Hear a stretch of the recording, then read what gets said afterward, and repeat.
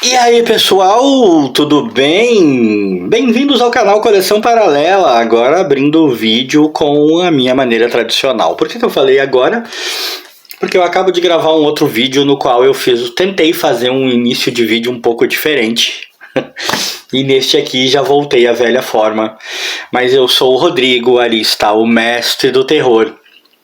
E o canal Coleção Paralela vem hoje fazer finalmente o vídeo para falar de uma aquisição que foi bastante recente e que eu estava muito curioso para ler, muito ansioso para ler, e finalmente posso falar a respeito. A gente vai falar de Leo Pulp,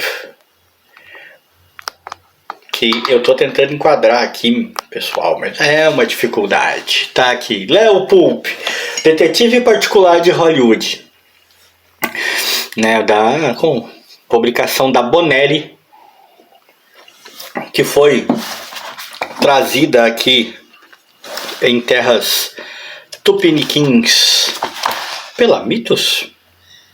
Gente, eu vim sim, pela Mitos, tá aqui na minha cara.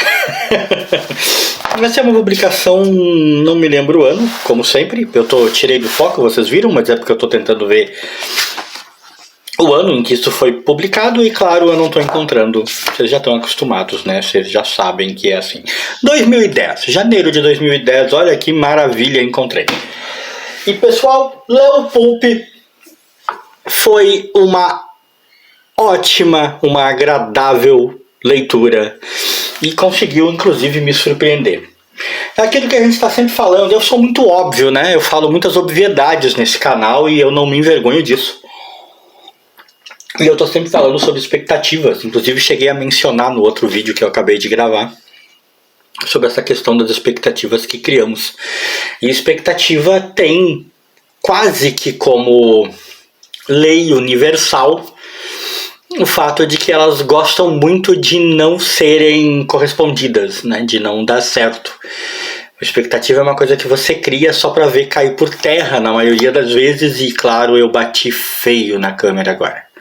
Vou gravar de novo? Não, não vou. Vamos continuar. Como eu sempre digo, eu sou desses. Mas seguindo.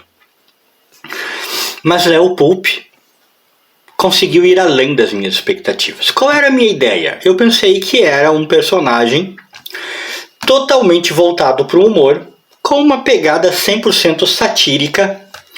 Tentar tomar cuidado no movimento das mãos para não bater na câmera de novo. Acho até que eu vou fazer o seguinte, eu vou afastar um pouquinho mais. Que tal? Cara, eu sou muito amador. Mas vamos lá. Divago, né? Divago. Cara, que dispersivo. Esse canal é realmente um caso perdido. Prosseguindo, voltando o foco. O Leo Pulp não tem essa pegada tão satírica quanto eu imaginei. Não que ela não exista, existe. A própria arte tem um estilo cartunesco e muitas das situações descritas na história são da mesma maneira. São levadas para o lado engraçado, são levadas para o humor, muitas vezes até pastelão. Mas, junto a isso, há toda uma pegada no ar. É óbvio, o personagem se destina a isso, o personagem é uma espécie de paródia dos filmes no ar, dos detetives no ar, a grande era dos detetives particulares, então há toda uma pegada no ar nisso, mas há uma pegada também sombria e violenta. Tipo, a violência em Leo Pulp não é violência de historinhas de humor, não é violência de animação do Cartoon Network, não é violência para criança. Aqui quando você morre de verdade. Aqui quando as bombas explodem, você não fica só com a carinha preta, entendeu? E isso foi surpreendente. Quando eu fiz a aquisição dessa revista, eu comento no vídeo de aquisição que eu já tinha ouvido falar dela, sempre tive curiosidade, mas não tinha tido a oportunidade. Tanto que eu não costumo comprar minisséries incompletas. Essa é uma minissérie em 2 edições, lá só tinha o número 1 e eu acabei comprando. E eu expressei a minha surpresa ao ver que ela era do Claudio Nisi, Até Claudio Nisi e Massimo Bonfatti. Eu não conheço tanto assim o Bonfatti. Não sei se eu estou pronunciando certo, provavelmente não. Nem Nisi eu devo estar pronunciando certo. Fazer o quê?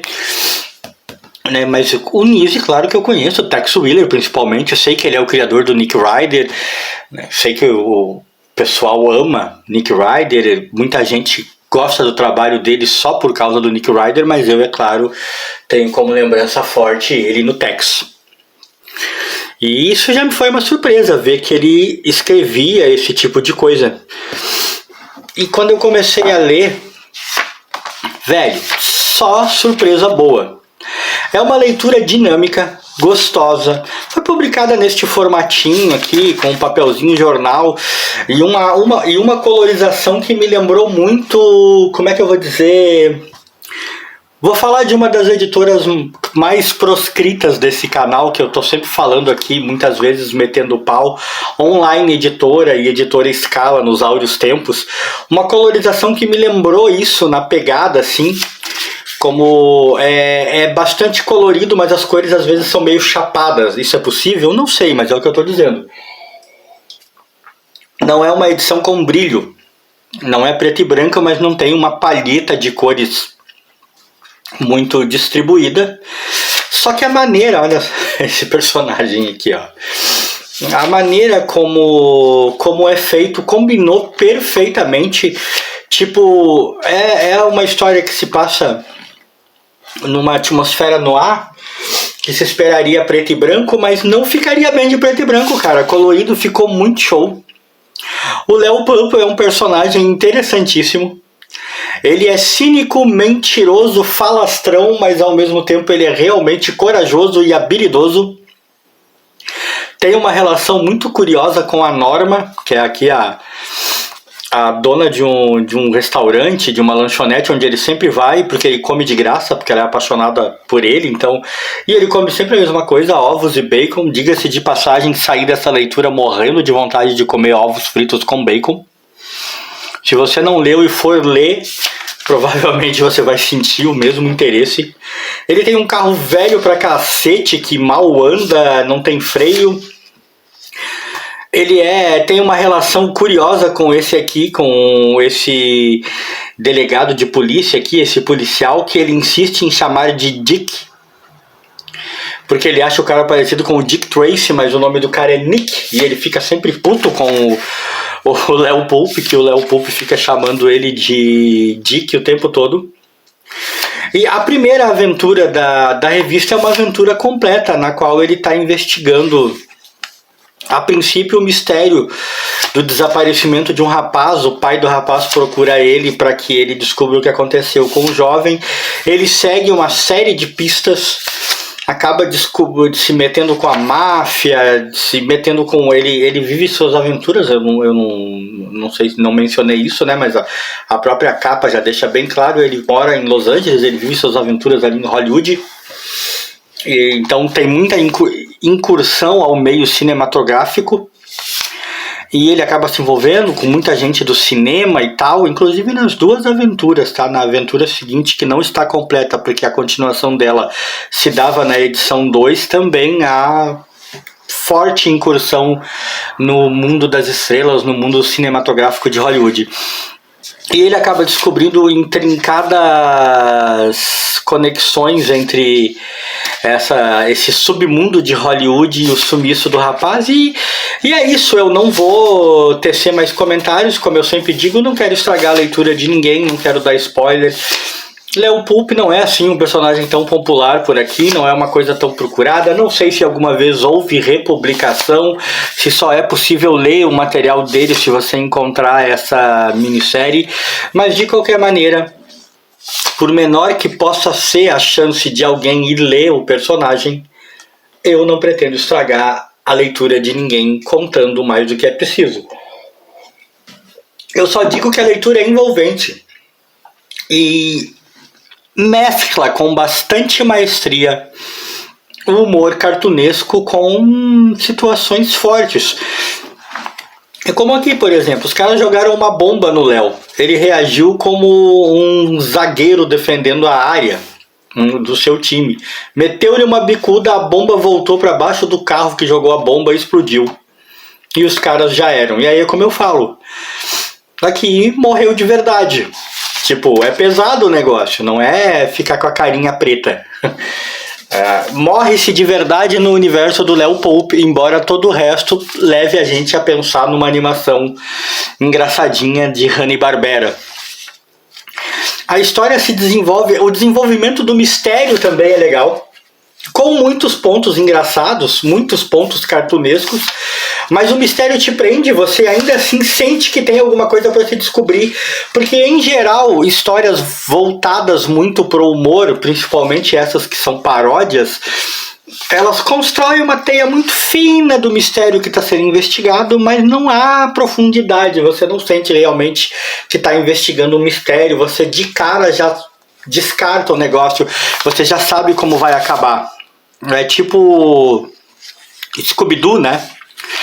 Os mistérios de Scooby-Doo, muito rasos e facilmente descortináveis. Léo Poupes não. O mistério realmente existe, você realmente fica se perguntando o que está acontecendo. E diga-se de passagem, o final da história completa que tem aqui chega a ser bem boladinho e até surpreendente. Eu cheguei a apontar para outras pistas enquanto estava lendo, para acabar descobrindo que não era o que eu pensei, que a história tinha outro final e outra razão. Sobre a segunda história, Os Crimes de Sunset Boulevard. Aliás, eu falei o título da primeira história? Não falei. O Sumiço de Amanda Cross. A segunda história, Os Crimes de Sunset Boulevard, é como eu disse, é a história que não está completa. Eu não li totalmente, mas ela começa com ele também procurando uma pessoa desaparecida. Dessa vez é a noiva desse cidadão aqui, ó, que foi para Hollywood. Quase que eu solucei agora enquanto falava. Ela foi para Hollywood para tentar a carreira de atriz e acabou desaparecendo lá, e ele quer ela de volta, quer saber o que aconteceu. Outra coisa interessante em Léo Poupes são as inúmeras referências a atores, atrizes, filmes e situações reais. Tem bastante referência, é bem legal, mesmo para um cara que não é um cinéfilo como eu, mesmo para um cara que não é tão ligado neste universo como eu, elas são bastante perceptíveis e acabam sendo muito maneiras. Eu terminei de ler a edição realmente com muita vontade de poder ler a segunda edição e saber o final da história que eu não pude terminar. Talvez eu venha procurar o segundo número de Léo Poupes para poder finalmente matar essa curiosidade. É extremamente gostoso quando você espera uma coisa de uma edição e descobre que ela não só atende àquela sua expectativa, como ela ainda consegue dar um passo além. Eu super recomendo ler Léo Poupes em qualquer forma que você encontrar nessas ediçõezinhas aqui. Se houve alguma dessas milhares de republicações encadernadas com as historinhas completas, que seja esta também. Vale a pena, com certeza. Eu não sei dizer quanto tempo ele foi publicado na Itália, se tem mais do que essas histórias aqui ou não. O que eu sei dizer é, Léo Poupes, se você quer uma leitura que vai te divertir literalmente, vai te fazer dar umas risadas, vai te prender por uma investigação que realmente tem meandros interessantes e vai te divertir, vai te tirar desse nosso mundinho conturbado por um tempo, vai valer a pena a sua leitura. Léo Poupes é uma excelente indicação. Vale a pena, senhoras e senhores. Eu curti muito e super recomendo. E desse vídeo, se você gostou, aquele likezinho aí pra mim. Pro bom e velho mestre do terror, sempre atento, e até ele gostou do Léo Poupes, eu aposto. Fomos!